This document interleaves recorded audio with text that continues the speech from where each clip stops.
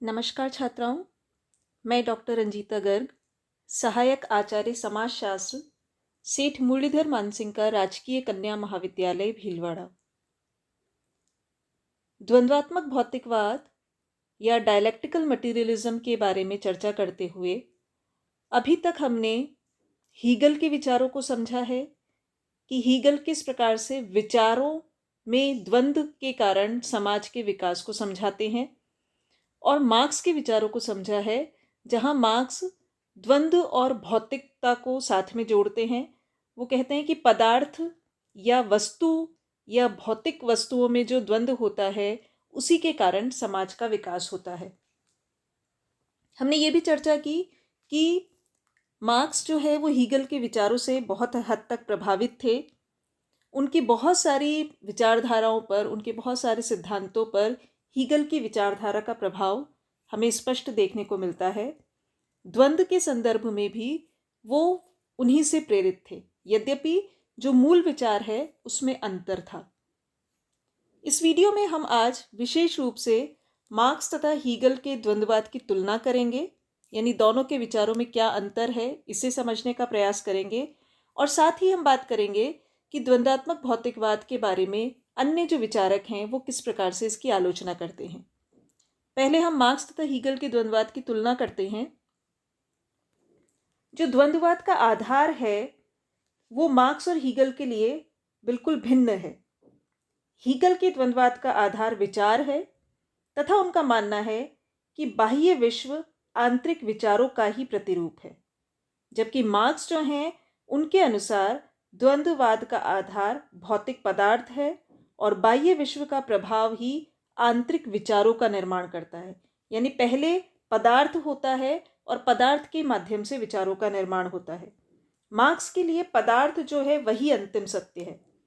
विचार से पदार्थ का जन्म नहीं होता, बल्कि मार्क्स ये मानते हैं कि पदार्थ से विचार का जन्म होता है।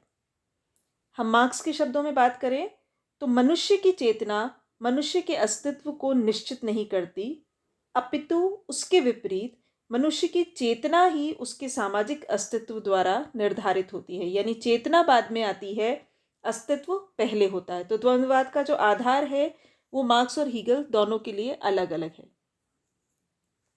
हीगल के लिए विकास का अंतिम चरण जो है वो निरपेक्ष विचार की अनुभूति है, यानी एक ऐसे विचार की ओर हम बढ़ेंगे जिसके बाद कोई सत्य शेष न रहे। और मार्क्स के लिए विकास का अंतिम चरण जो है वो एक वर्गहीन समाज की स्थापना है, यानी एक ऐसा समाज बने जिसमें कोई वर्ग ना हो, किसी भी आधार पर लोगों के बीच में कोई अंतर ना हो, जहां एक सुसंगठित उत्पादन व्यवस्था हो और आत्मनिर्भरता हो। यानी विकास का अंतिम चरण दोनों के लिए पूर्णतः भिन्न है। हीगल का जो द्वंद्ववाद है वो आदर्शवाद पर आधारित है, वो आदर्शवादी है और काल्पनिक भी है, जबकि मार्क्स का द्वंद्ववाद भौतिकवाद पर आधारित है। हीगल के लिए जगत का मूल तत्व आत्मा है, जबकि मार्क्स के लिए भौतिक तत्व मूल है। हीगल का अंतिम लक्ष्य आध्यात्मिकता को प्राप्त करना है, मार्क्स का अंतिम उद्देश्य वर्गविहीन समाज की स्थापना करना। यद्यपि वर्गविहीन समाज का निर्माण भी काल्पनिक ही है, परंतु फिर भी वो हीगल के विचारों की तुलना में अधिक वास्तविक एवं व्यावहारिक लगता है। मार्क्स कहते हैं कि हीगल ने अपने विचारों में वास्तविक तथा प्रयोग सिद्ध तथ्यों की ओर ध्यान नहीं दिया है।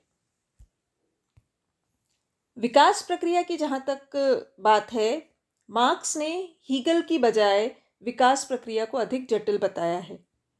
हीगल जो है वो वाद, प्रतिवाद और संवाद की प्रक्रिया के अंतिम चरण को आत्मचेतना कहते हैं। यानी जो संवाद की स्थिति आएगी उसका जो अंतिम चरण होगा वो आत्मचेतना वाला होगा। मार्क्स उसे साम्यवाद के रूप में देखते हैं, एक ऐसे समाज के रूप में देखते हैं जिसमें सभी लोग समान हों।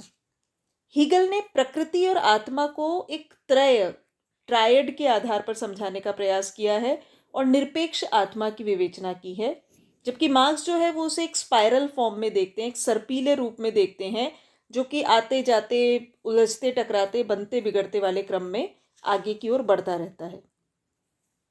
प्रोफेसर वेपर एक विद्वान है, पॉलिटिकल थॉट जो उनकी किताब है उसमें उन्होंने कहा है कि हीगल और मार्क्स के द्वंद्ववाद की तुलना करते हुए हीगल के लिए जगत का मूल तत्व आत्मा है। मार्क्स के लिए दोनों ही पदार्थ, आत्मा और पदार्थ, आंतरिक द्वंद्व के कारण ही विकसित होते हैं। हीगल के लिए अंतिम लक्ष्य विचार की आत्माभिव्यक्ति है। मार्क्स के लिए वर्ग विहीन समाज की स्थापना है। ऐसे समाज की स्थापना जिसमें उत्पादन पर्याप्त होगा और जिसमें संघर्ष के लिए कोई स्थान नहीं होगा। यानी कुल मिलाकर हीगल और मार्क्स जो हैं उन वो द्वंद्व से तो एग्री करते हैं, यानी दोनों ये मानते हैं कि द्वंद्व के कारण विकास होता है, परंतु द्वंद्व का जो आधार है और अंतिम लक्ष्य जो है वो दोनों के लिए पूर्णतया भिन्न है।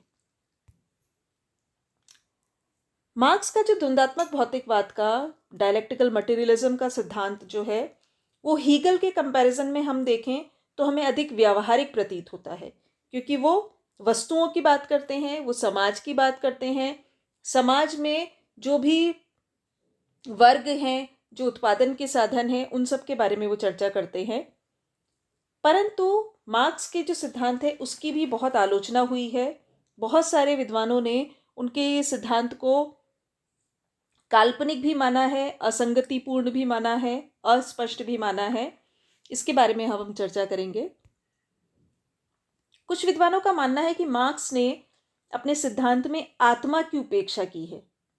मार्क्स हर बात को पदार्थ के रूप में देखते हैं, वो हर चीज़ को पदार्थ को अधिक महत्व देते हैं हर डिस्कशन में, और आत्मा को वो पूर्णतः अनुपयुक्त मानते हैं या पूर्णतः इग्नोर कर देते हैं। यद्यपि पदार्थ महत्वपूर्ण है, फिर भी व्यक्ति पर आत्मा की सत्ता का प्रभाव भी हम देख सकते हैं।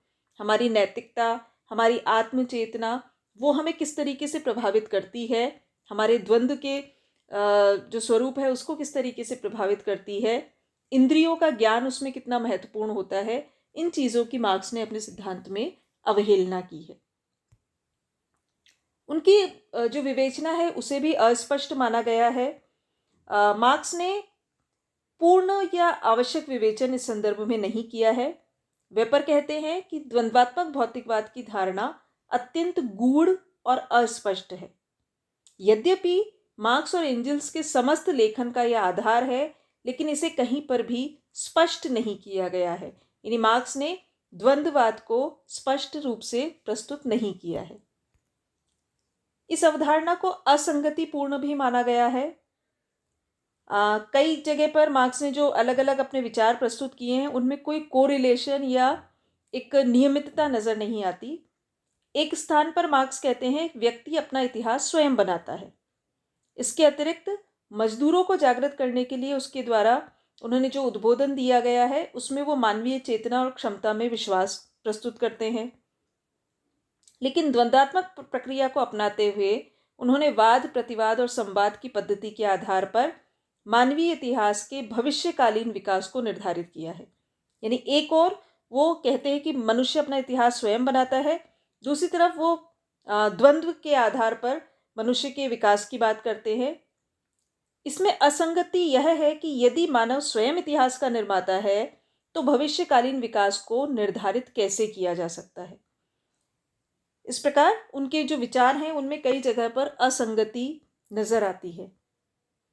उनका दर्शन जो है मार्क्स का, जो मार्क्स की फिलॉसफी है, वो अत्यंत भौतिकवादी है। उनका मानना है कि मानवीय चेतना भौतिक तत्वों के अधीन होती है। मानव जीवन में भौतिक संतुष्टि जो है वही मानसिक संतुष्टि की आधारशिला है और मानव जीवन का सर्वोत्तम लक्ष्य है। मार्क्स का ये जो मूल्यांकन है ये थोड़ा संकुचित है, थोड़ा त्रुटिपूर्ण है, क्योंकि इतना भौतिकवादी मनुष्य को उन्होंने बता दिया है जैसा कि होता नहीं है। मनुष्य की चेतना, उसकी आत्मा की आवाज़, उसकी नैतिकता, वो कई बार उसे भौतिक होने के बजाय आध्यात्मिकता की ओर ले जाती है। इस चीज़ की मार्क्स ने पूर्णतः अवहेलना की है। मार्क्स जो है सर्वहारा वर्ग की क्रांति के पोषक है। श्रमिक वर्ग की चेतना की वो बात करते हैं, परंतु वो नैतिकता और आध्यात्मिकता को पूर्णतः इग्नोर कर रहे हैं।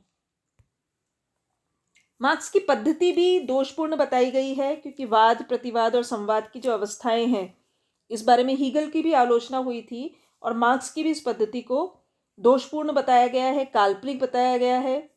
और ये भी माना गया है कि इतिहास जो है वो एक अविरल धारा है, इसमें कोई अंतिम अवस्था की हम कल्पना नहीं कर सकते, जो कि मार्क्स ने की है।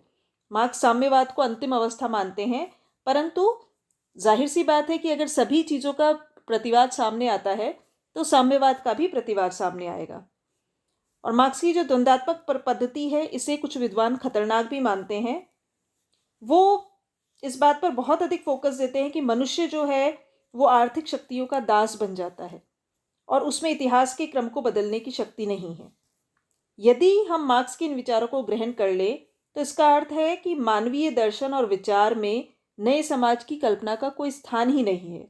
जो कुछ भी है वो आर्थिक शक्तियों के आधार पर ही हो रहा है।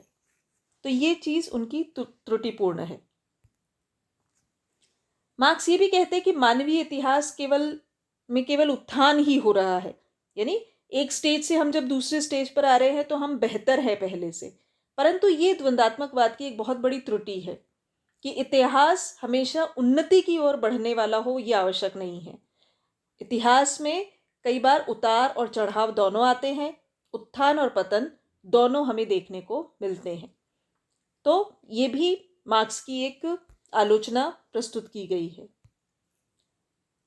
निष्कर्षतः हम ये कह सकते हैं कि यद्यपि द्वंद्वात्मक भौतिकवाद का जो सिद्धांत है उसमें कुछ कमियां भी है, हो सकता है कुछ उसका आधार काल्पनिक है, कई बार वो असंगतिपूर्ण भी नजर आता है, परंतु कुल मिलाकर जिस समय मार्क्स ने ये सिद्धांत दिया, उस वक्त की परिस्थितियों को ध्यान में रखते हुए, उस वक्त के समाज को, उस वक्त के उत्पादन संबंधों को ध्यान में रखते हुए अगर उस संदर्भ में हम इन चीज़ों को देखें तो ये सिद्धांत एक उपयोगी भी भूमिका निभाता है समाज के उत्थान में, क्योंकि इसी सिद्धांत के आधार पर पूंजीवाद के अंत की और समाजवाद के उदय की कल्पना की गई थी। इसी के आधार पर मजदूर क्रांति का आह्वान हुआ था। इसी के आधार पर वर्ग चेतना और उसके आधार पर वर्ग संघर्ष के बारे में पहली बार एक विचार सामने आया था कि किस प्रकार से जो दो वर्ग हैं समाज के, उनमें संघर्ष की स्थिति पैदा होती है, उनमें प्रतिवाद की स्थिति पैदा होती है और एक नई स्टेज के रूप में एक बेहतर समाज की हम कल्पना कर सकते हैं। तो मार्क्स का जो द्वंद्वात्मक भौतिकवाद का सिद्धांत है वो कई आलोचनाओं या कई कमियों के बावजूद उस समय की आवश्यकता भी था और उस समय समाज के उत्थान में जो मजदूर वर्ग है उनके उत्थान में इसकी एक महत्वपूर्ण भूमिका भी थी। धन्यवाद।